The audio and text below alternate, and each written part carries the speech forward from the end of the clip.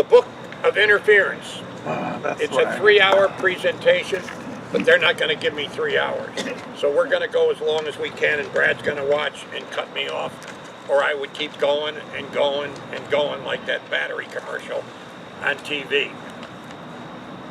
We have what we call with interference, which are huge calls, and you have to sell them. We have what we call the 3 P's of interference. On every play in the infield, we have to say or ask ourselves, who has priority on this play, the runner or the fielder? Well, we know that if a fielder is in the act of fielding a batted ball, the fielder has priority. And if they have priority, they become what we call the privileged player. And the privileged player gets a special status. They are protected under the rules. So the 3 P's of interference, and they also will apply to obstruction, is who has priority, who is the privileged player, and who garners protection under the rules. And if it's an interference situation, and primarily we're going to talk about base runner interference, it's going to be the fielder who's given priority and free access to field the batted ball. We have a general saying that the offense must vacate any area that's needed by the defensive team, with one possible exception. If there's a pop-up and there's a fielder on the base, the runner doesn't have to get off the base, but they have to make every opportunity to give them a chance to field the ball.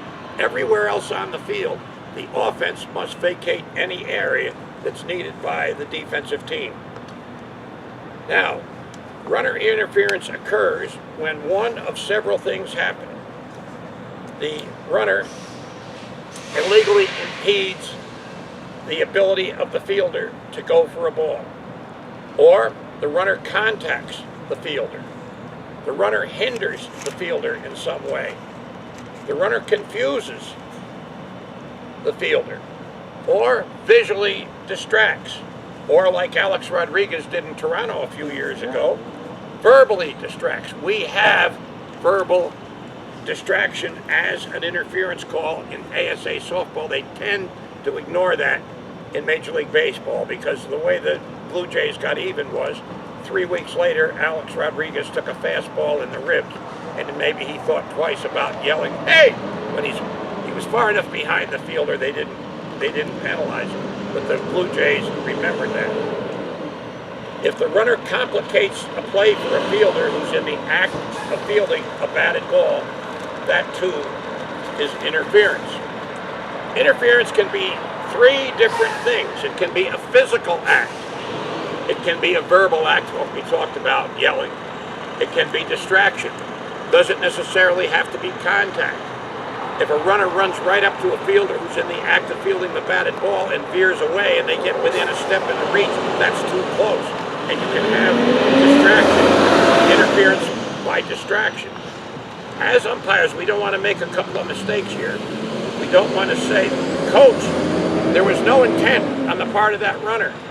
That's no good, because interference can be intentional, or it can be inadvertent or accidental. Or you can say, "Coach, there was no contact there." Well, there doesn't have to be contact, so we don't want to use statements like that, once again, that can get us in trouble, that aren't true all the time. Most interferences occur on ground balls. And when the fielder is in the act of fielding a ground ball, she's protected by the interference rule. Now, when is a fielder protected? When is a fielder in the act of fielding a batted ball? We have to know that. A fielder is in the act of fielding a batted ball, and only one fielder at a time is granted protection to be in the act of fielding a batted ball. In some circumstances it can change, but initially only one fielder can be, so we have to make sure the fielder that we're going to protect is the one who's in the act of fielding a batted ball. As she crouches to field the ball, she's still in the act of fielding a batted ball, and she's granted protection. When she's coming up with the ball and securing the ball, she's in the act of fielding a batted ball. If she boots a ball, very important, and the ball is within one step and one reach of the fielder's original position, she is still considered in the act of fielding a batted ball. That old adage is, she had her chance to field it and she missed it. Well, it's not quite that simple. If she boots a ball and it is within one step and one reach of the fielder, she's still protected under the interference rule, and there still could be an interference call because she's within a step and a reach of her original position. Conversely, if the ball deflects off the infielder and bounds 8 to 10 feet away, we can't consider her in the act of fielding a batted ball anymore. She is actually recovering a loose ball. So if in the process of recovering a loose ball, it used to be a no call, but in recent years when people have gone obstruction happy, now you have to take a very good look and saying, no, that wasn't interference. The ball is that far away, she's going to recover it, but she doesn't have the ball. And if she happens to get in the way of a runner, we could have an obstruction call. I'm not going to be comfortable making that call because I came up in the old days when it was nothing, but absolutely in modern softball and baseball, they would possibly be able to call obstruction if a fielder is running to recover a loose ball and they impede the progress of the runner. Now, when she's rising up to field a batted ball, she's considered in the act of fielding a batted ball. Now, there is an instant when the rule changes. If, like happened with Vania and Albert Bell a few years ago, Vania was playing second base. Do some of you remember that play? The ground ball went to Vania, and Albert Bell came in and just wiped him out. That's a collision rule that we had. That would have been a violation of the collision rule, but it wouldn't be a fielder in the act of fielding a batted ball. But then, that's a separate rule. But then, as she starts up any preliminary activity that precedes a throw, or is making a throw, or is completing the release of the throw, she's protected again because she's considered still in the act of fielding a batted ball. So, when you have an interference call, three things happen. The ball is going to be dead, the runner's going to be out, and other runners are awarded the base they reached at the time of the interference.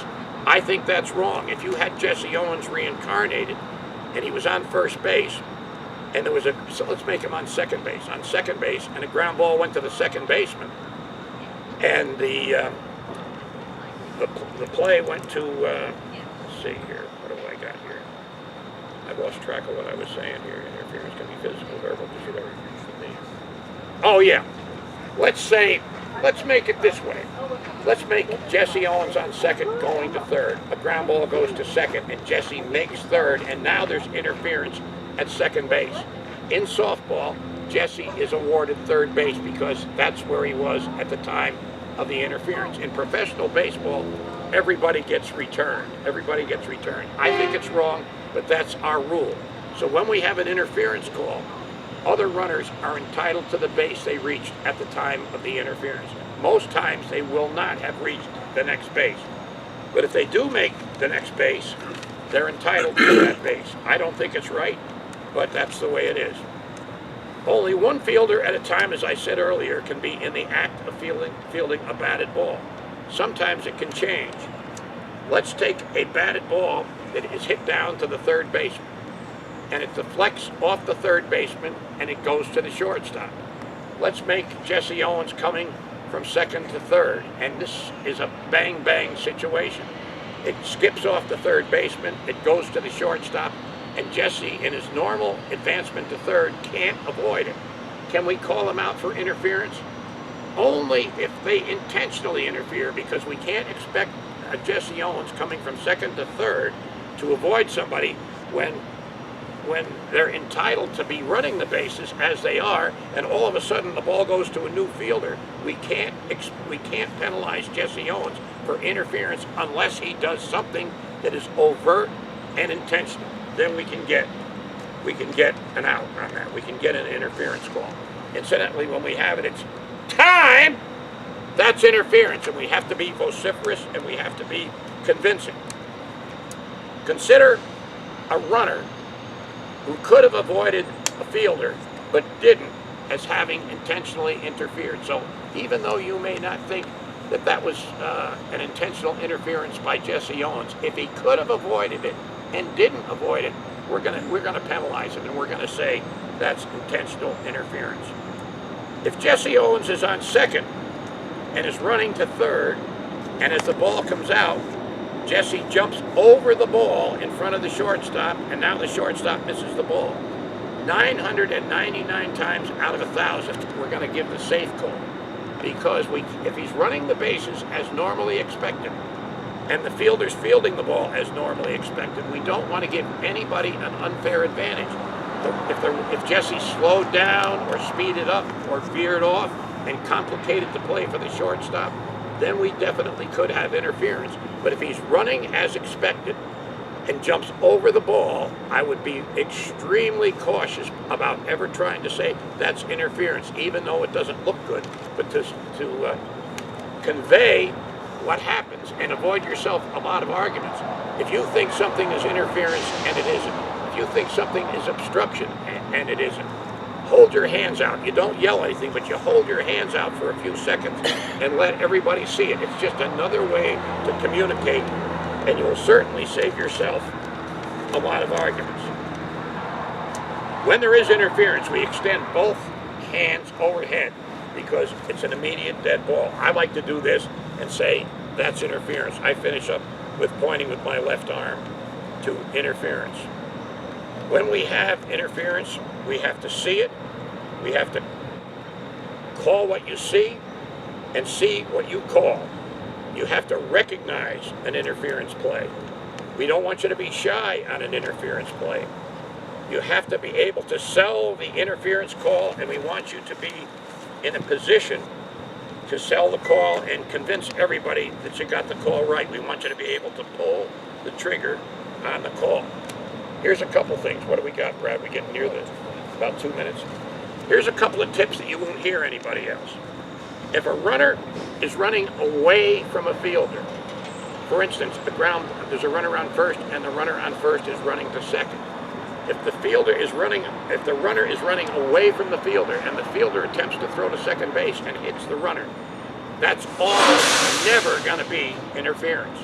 But if we have a different play where the ball goes to the shortstop and the runner from first, as they flip the ball to the second baseman, if the runner on first goes standing up into second base, you cannot interfere with a fielder who's attempting to throw the ball to complete a play. That very well could be interference. They got a couple of choices. They don't have to slide. They could slide. They could veer away or try not to complicate the play. But if they go in on a forced play at second base, standing up and get struck by the ball, and they're in the vicinity of the base, that's very likely interference because they interfered with a fielder or we'd have chaos at second base. Conversely, the situation in the 78 World Series, Game 3 of the 78 World Series, with Reggie Jackson. The ground ball went to Russell. Reggie Jackson was on first. Munson was on second. Piniella hit the ball. Russell got it, stepped on second. He got a line drive. Maybe it was intentionally dropped, but he knocked it down, picked it up, stepped on second. Jackson was confused. Jackson was only about a third of the way to second base, and he got hit by the throw. If you're a Dodger fan, you're going to say, he interfered. Well, did he really? They said he turned his hip. Well, he did turn his hip, but I think anybody in this class is going to turn their hip if the ball is coming for their groin. They're going to turn it, and that's what he did. But he didn't take a new position with his foot. He didn't actually step into it. So anyway, the second base umpire was my personal friend, Joe Brinkman. The first base umpire was Frank Pulley. Frank Pulley was in his vicinity, and he did what I said before you should do. He gave a safe signal. Tommy Lasorda didn't like the call, but the top experts in baseball, other than Dodger fans, are going to say, most of them agree that that is not interference, and it was a very good no call. Sometimes a no call is your best call. Therefore, I guess I didn't take 3 hours, so I'm going to turn it over to Brad White, Esquire. Does anybody know what an Esquire is? Yeah, question.